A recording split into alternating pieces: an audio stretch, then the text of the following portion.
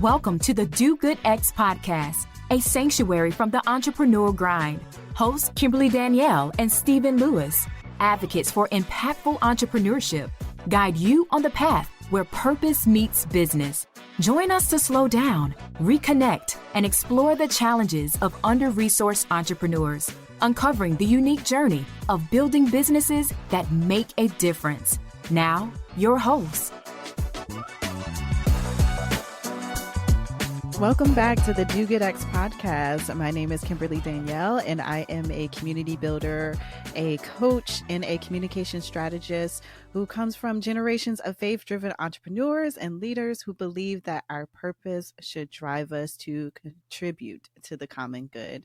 And of course, today I have the privilege of being joined with my fellow co-hosts. What is going on, Hey, Stephen? Kimberly, how are you? It's good to be with you. What I would like to say is that I am a change agent, and I help leaders and entrepreneurs to live and work on purpose within their faith, with their energy, and also with their deepest intention to do good in the world. And I am excited today, Kimberly, to introduce our guest today. We have the Reverend Demi McCoy, who is a Black queer creative strategist, a visual designer, songwriter, and an unconventional minister. She is the founder of OutFind Creative, a brand design agency that centralizes equity and cultural alignment. Now, as a creative, Demi's personal mission is to bridge the gap for the most marginalized. Her work primarily focuses on Black liberation, queer expressions, and self-motivation. McCoy holds a Master's of Divinity from Wake Forest University and a Bachelor's of Arts in Religion from Pepperdine University. She is an unorthodox, award-winning interfaith preacher with PMBC ordination, and she's also a gifted artist, a musician, a spoken word poet, inspiring others with her matters of love, faith, and justice. Demi currently resides in North Carolina with her fiance, where she enjoys all things sports related. She's a wine enthusiast, she's awe-inspired, and she's wisdom-oriented, and you will hear that in just a moment. Welcome, Demi. Thank you. Thank you so much. That was beautiful. Look, I want to add, Demi is just not all those things, but Demi is a Do Good X alum who went through our 2023 Startup Accelerator. Is that right? 2022 Startup Accelerator, and fully launched and is working for her business full time already. So 2022, we finished the program in November of 2022, and she's launched since then and working for her business full time. Yeah. Wild. So it's good to have you back, Demi, in this way, to dive into a conversation today about your work, your story, your entrepreneurship. So, Stephen, you want to get us started? Yeah, so starting with what Kimberly said, you went from launching your agency after the startup and full-time business within a year. So what positioned you in your business well to be able to do this? For sure. So, definitely the Accelerator program, for sure. That was like maybe 70% of the magic behind the madness. Also, I just feel like everything sort of aligned for me in a unique way that is unique to my situation. But if I could offer some umbrella categories that sort of someone else could maybe use that's wanting to do something similar. The first would be finance. I think getting a holistic picture of my financial situation when I was working a 9-to-5 while freelancing, and then doing the Accelerator program and really thinking about, okay, if I were to go into business for myself, how much money do I need to be making as a business owner? Because the finances do look different on that side, right? So what do I need to be making monthly? What do I need to be making annually to both run the business and to take care of my bills. And so really getting that full picture was helpful because at the time before I launched my business, I was essentially making two different incomes, right? I was making a large income from my 9 to 5, but making a large income on the side as a freelancer. Oftentimes that was more than what I was making at my 9 to 5.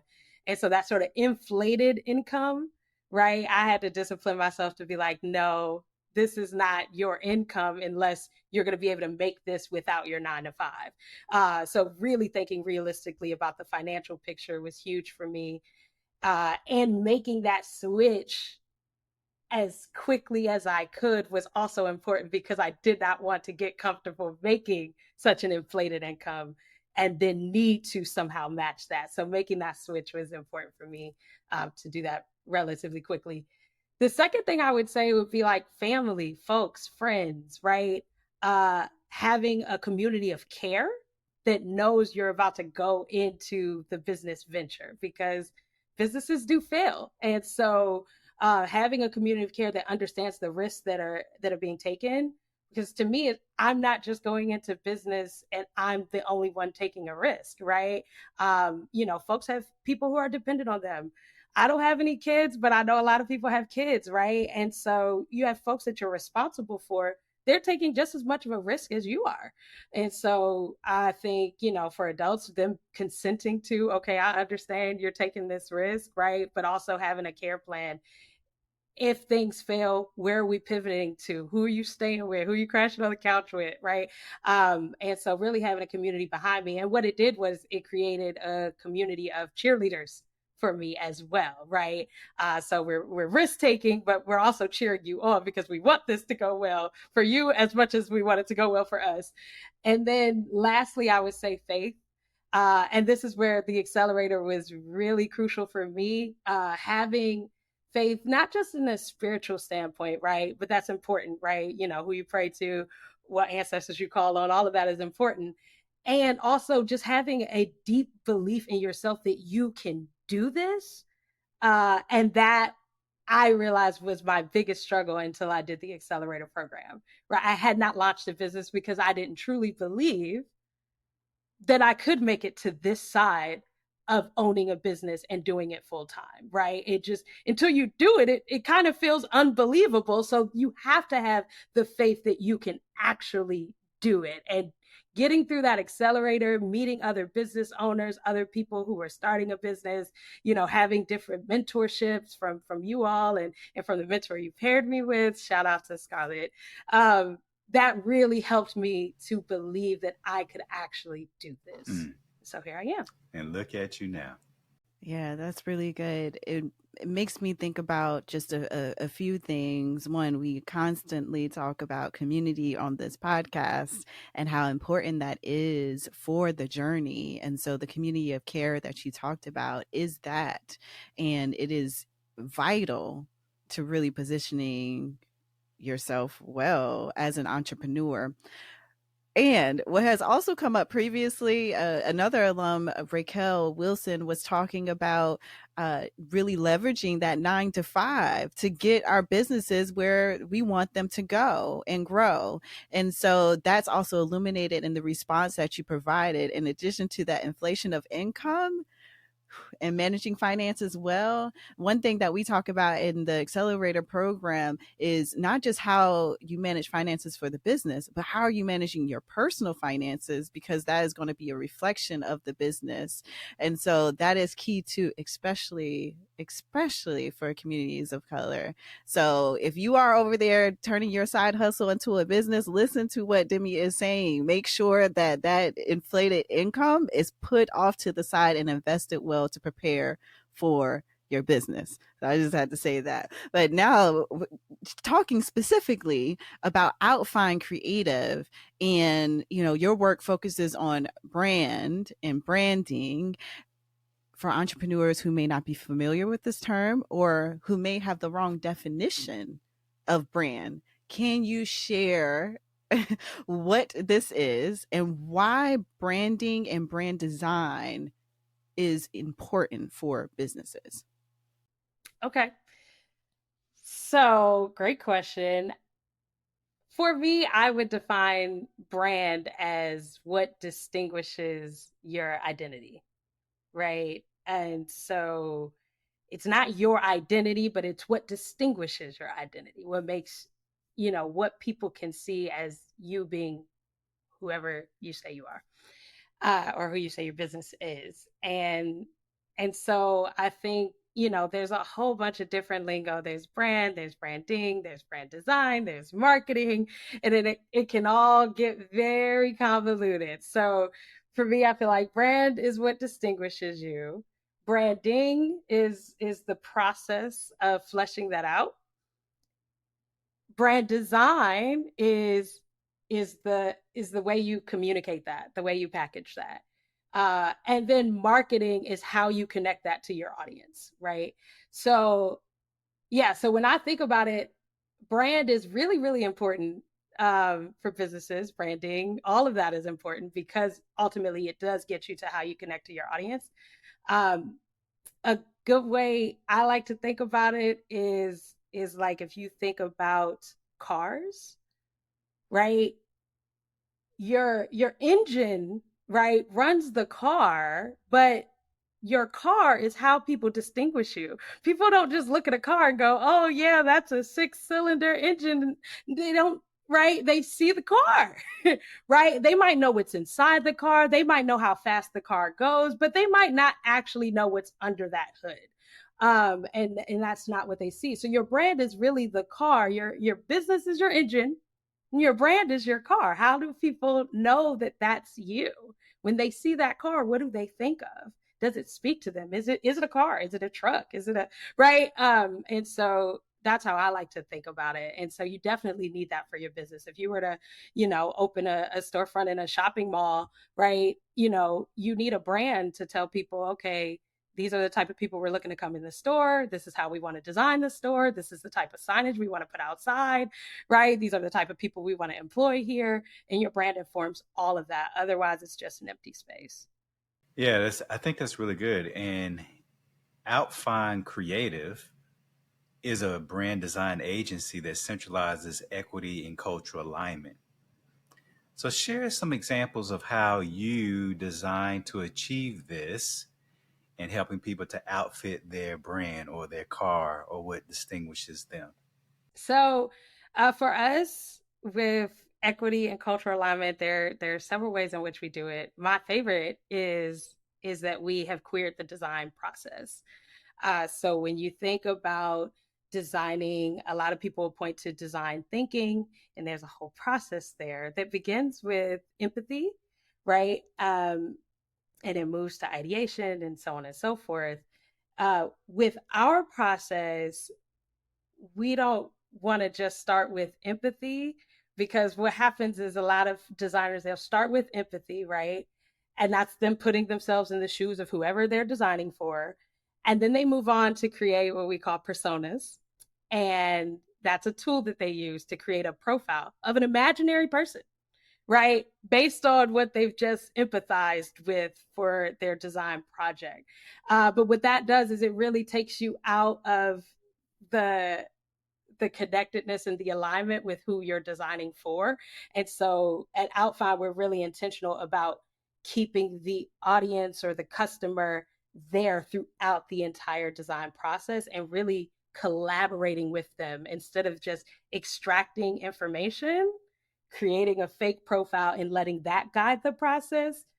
We kind of put the customer in the driver's seat and they guide the entire process, right? And we're there to design, along the way with them. But I think that really just it changes up some things when you're thinking creatively. Having people at the brand making table who you're designing for makes all the difference. And so that's one of the ways in which we do it. The other way that we do it is we work with social impact organizations. So our designs are showing up in spaces where they really are having impact.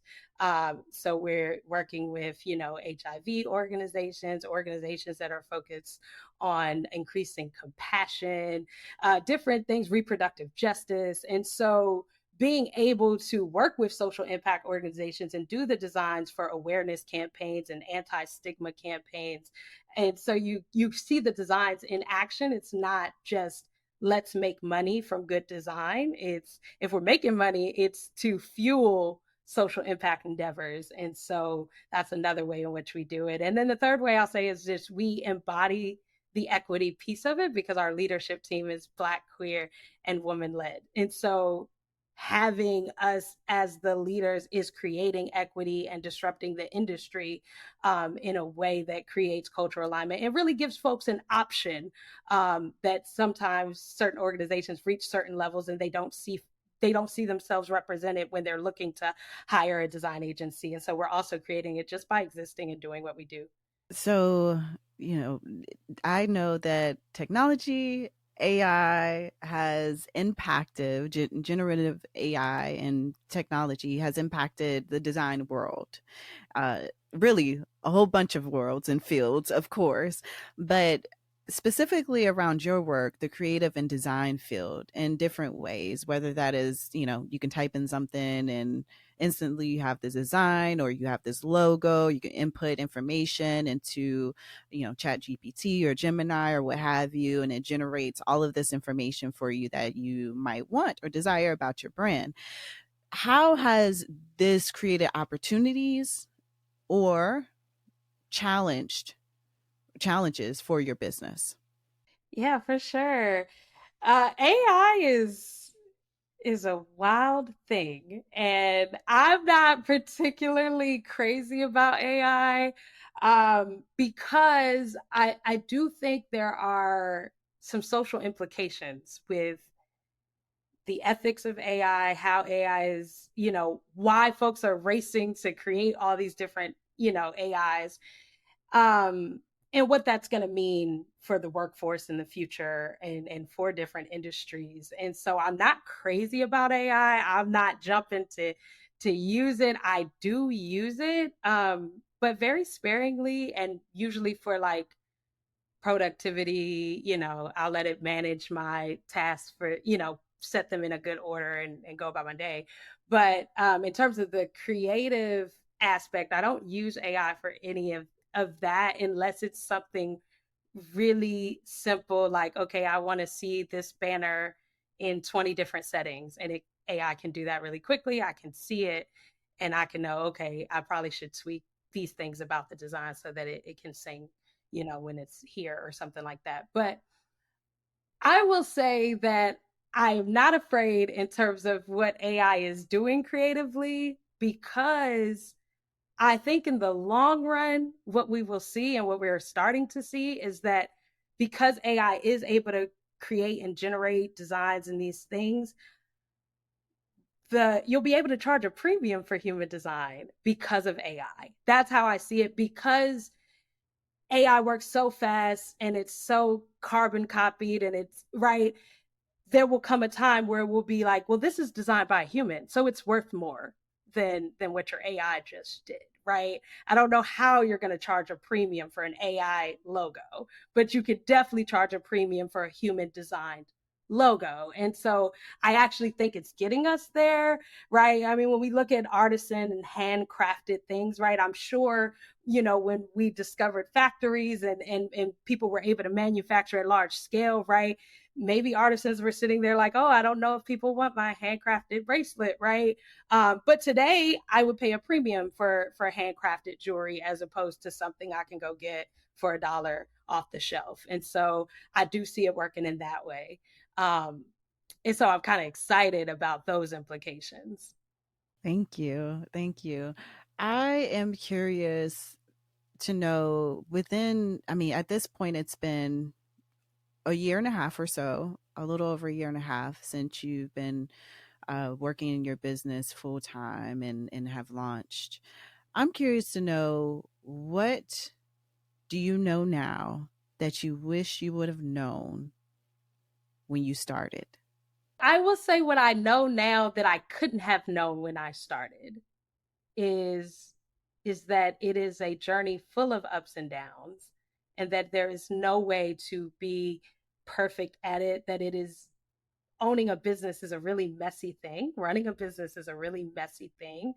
No matter how, simple and concise and easy, some of our gurus make it seem, it is still just a very messy, hard, difficult thing to do. But you can't know that until you've experienced it, right? Like I didn't know what it was like to lose a contract until I lost a contract, right? I didn't know what it was like to, have to make decisions, with hiring until I really had to make a decision and let some candidates know, hey, you weren't hired, right? I didn't know these things until I had to do them. And so I think in my mind, before owning a business, it was like, okay, I'm preparing. I'm going to do great at this. I'm going to, and I have, and right. I didn't know what pitfalls I would experience and how I would navigate them until I actually experienced them. And there were a lot of people, there were a lot of people that told me these things are going to happen. You are going to experience these things, right? But I didn't know that because I hadn't gone through it yet. So I only had heard that those things were going to happen. But now I know. I truly know that in running a business, those things happen, and you have to be able to pivot and navigate and figure out how to, keep your business running. So we are going to move into our resource roundup, and here we typically explore various resources and practical tools and tips to support underrepresented entrepreneurs and founders as you're building your businesses. But today we're going to do something a little different with you, Demi. For you entrepreneurs out there, we are going to ask Demi specific tips and actions you can take to enhance your brand. And so just starting off, for entrepreneurs with limited resources, because we know starting out, most entrepreneurs have limited resources in our communities, what are some key steps that they can take to develop a strong brand and brand identity? I would say number one, you should find someone you trust that is an expert in this field. That is willing to help guide you, because if you have limited resources, you're going to have to do it yourself. And to me, having someone who has expertise can help guide you along the way as you do the things yourself. And so I would say that's first, consult with someone. And then second to that is doing a lot of research. You'd be amazed at how much 10 hours of researching brand and design, it can do wonders in terms of your knowledge and helping you figure out where to go. And it can't just be one resource. It needs to be multiple, because there's so much language out there. There's so much content out there about how to build a brand. So you'll start to see the consistencies, and you'll start to see what is core to building a brand identity. So do some research yourself, also consult with an expert.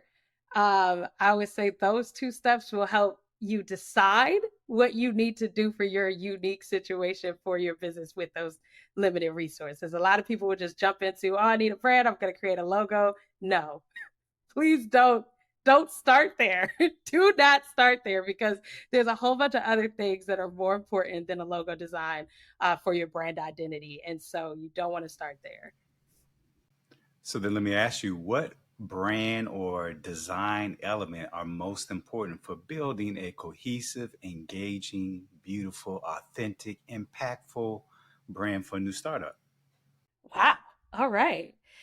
Well, elements. Since you said don't start with the logo. Don't start with the logo. You want to start with your core, right? Your purpose, your why. That is very important.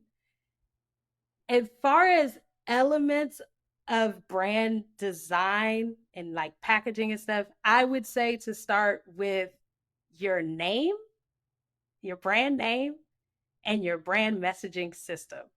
I wholeheartedly believe that of all the elements of a brand system holistically, like those two are so important. So once you have your mission, your vision, your purpose, great. Okay, now we want to design this thing. Let's think about a name that works for that, right?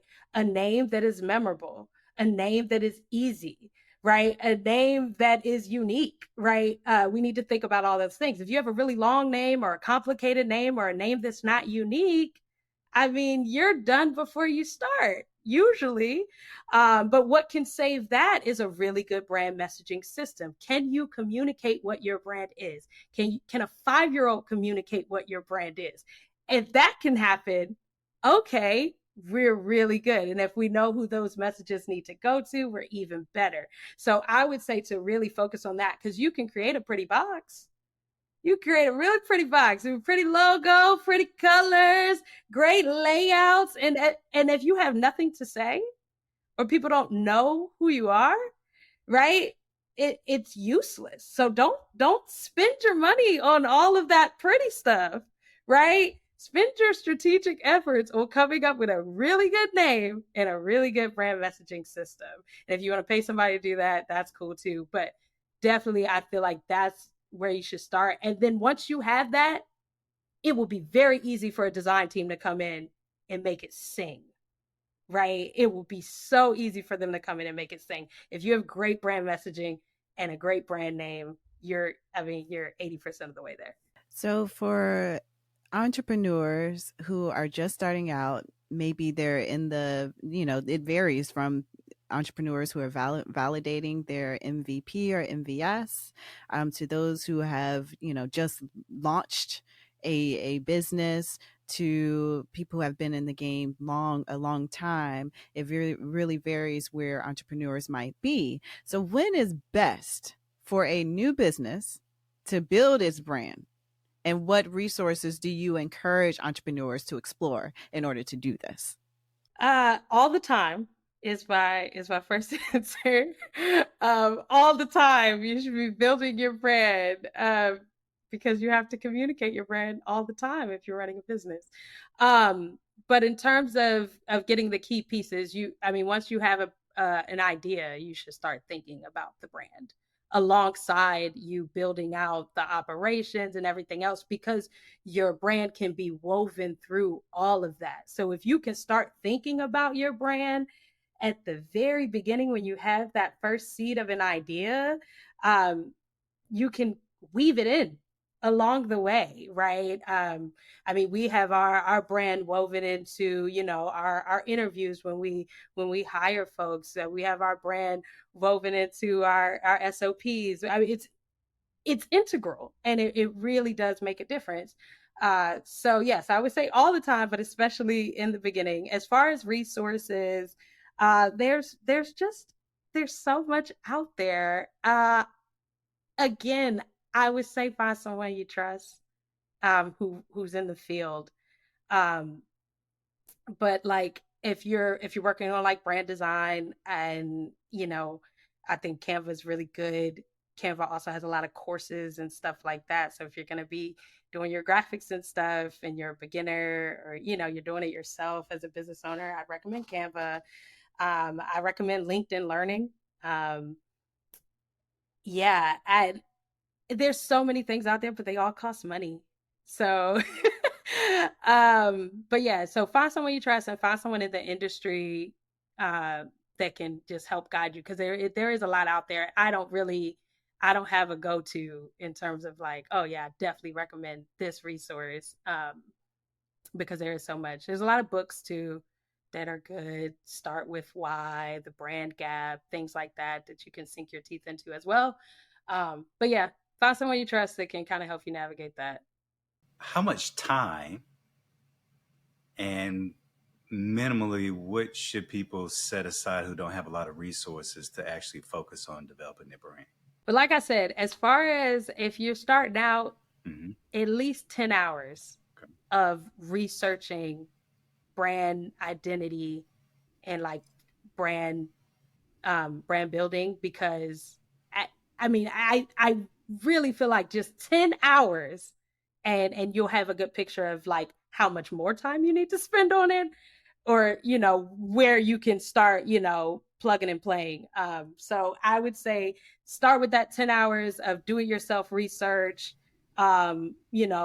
Google, you'll find a lot of different things, and you can decide from there, do I want to take some e-learning courses or, do I want to just hand this off to someone? Because you could do those 10 hours of research and be like, I'm overwhelmed.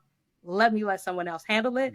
Or you can find yourself doing those 10 hours of research and getting really empowered. Like, I can do this. I just need to sit down, figure out my core, figure out my brand compass, write it out.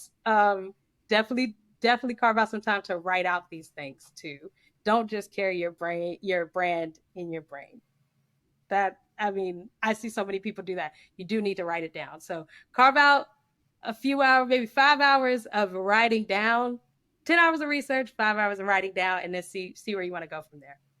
For those of you tuning in, if you are ready to take your business to the next level or looking for additional resources, be sure to visit us at dogoodx.org. There you will find resources, practical tools and tips, opportunities, and you can join our LinkedIn community of like-minded entrepreneurs and change makers. Demi is even there. So you can tag Demi, ask her more questions about a brand. So we hope to see you in that group. And now we are going to shift to our segment that we call Off the Cuff. So we have a series of questions that have not been shared with Demi that we will ask you to respond quickly. And here we want your first thoughts that come to mind and their uncensored responses. So you ready? I guess so.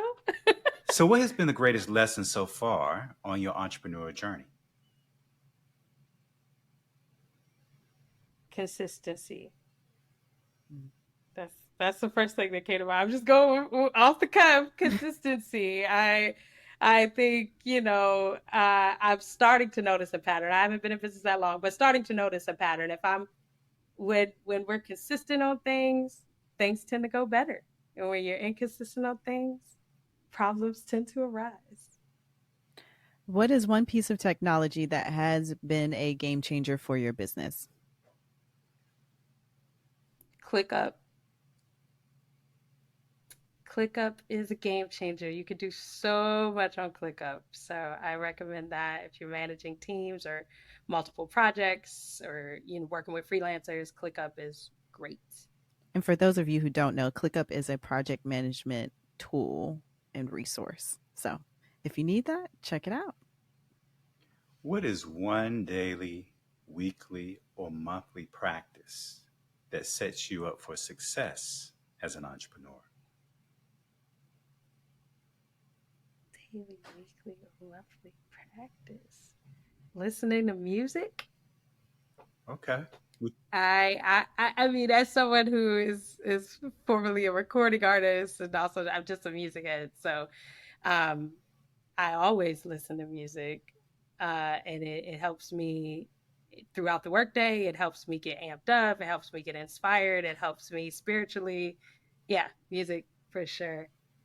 I'm going to pop in one extra question. What is your song that gets you amped up? What? I don't know. There's so many. What's your go-to? What's your go-to? My go-to? Gosh, that's so hard. Like, I don't have a go-to song. I have go-to playlists. What's one of the songs that are on the playlist?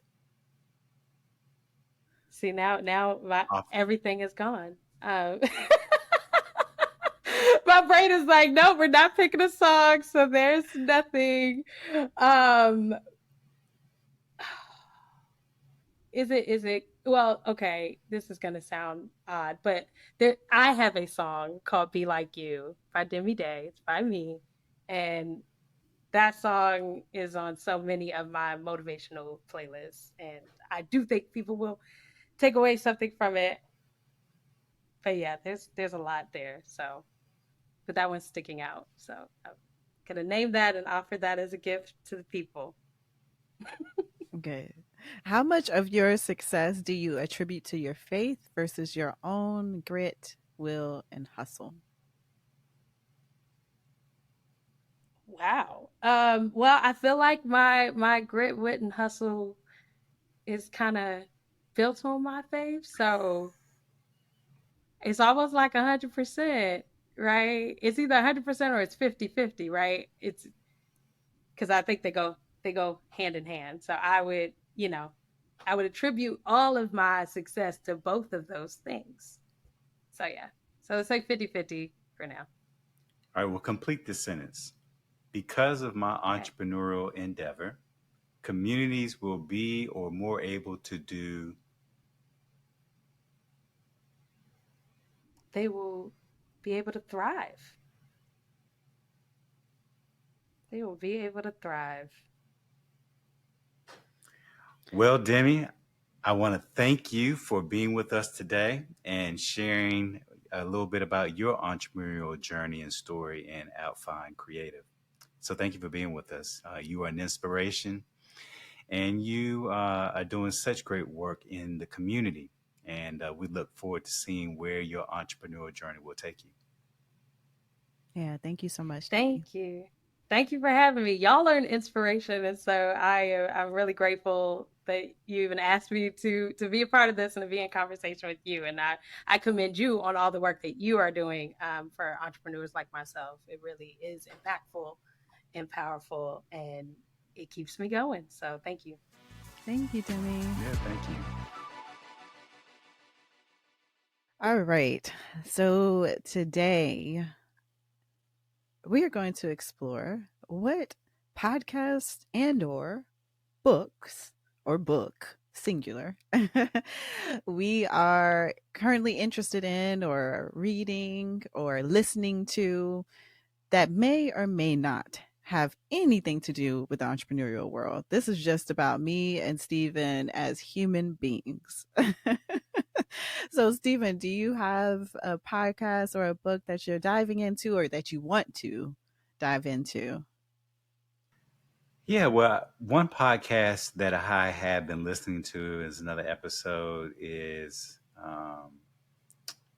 Catherine Finney's podcast on Build the Damn Thing. She has a book by the same title, but she's really talking about the kind of entrepreneurial journey of people of color and women, specifically about how you build your business, how you build the entrepreneurial uh, dream that you have. And I find it really fascinating, um, at least in her first series, because it gives you very kind of hands on, practical kinds of skills and insights and things to think about as you think about your business. And then I would say, in terms of podcast, well, that was a podcast. In terms of a book that I've been reading this book called The Invisible Ache.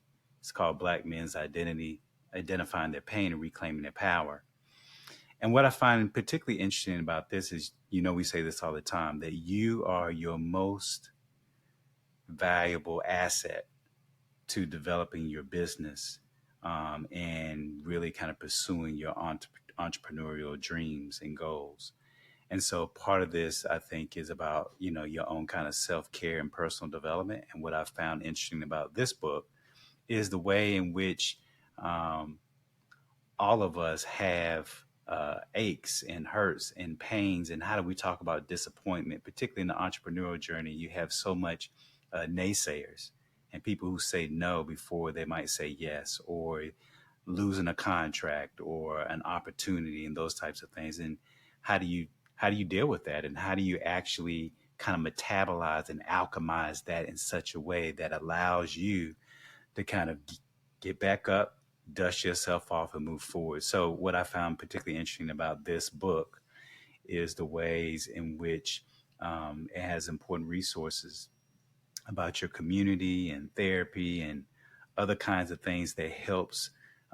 In this particular book, they're talking about Black men, which also include Black entrepreneurs, to be able to kind of attend to those hurts so they can be better versions of themselves. And what I like particularly what the therapist says in this particular piece is not everybody, or well, let me say it this way, what they say is we all have a sacred journey. And the question is, who gets to witness that? In many ways, I think our entrepreneurial journeys are similar. that these are sacred journeys into creating and creation of something that is wants to be put out in the world that is good and on behalf of the good things in the world. And the question is, who gets to witness that? Who gets to witness your evolution and your revolution to becoming the good, the force of good that you want to be in the world? So I would offer those two pieces. What would you say, my friend? Those are good. Those are two good pieces. I would say Catherine Finney's podcast and her book are really great. And I, from a Black woman's perspective and support of Black men, am also reading. Well, I'm listening to the audiobook of Invisible Ink. So I also encourage you all who are in community with Black men to also read that book as well, or check out the audiobook. So for me, there are various books and podcasts that I've been listening to, but one book is a book / workbook that I have been going through is called The Shadow Work Journal, and it's by Keela Shaheen. And it is really driven by Carl Jung's approach to shadow work. And it gives me what I appreciate about this is it gives me the opportunity to really explore the different aspects of myself and go deeper into my own story and experiences to continue my inner work, my growth, my healing work, because that is an ongoing life's journey.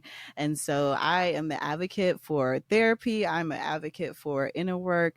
So far, this going through this process has allowed certain things to emerge that I kind of like locked out or put away in my back pocket, tucked away, and it's bringing those things to the surface so that I can lean into myself more fully and live into my highest self.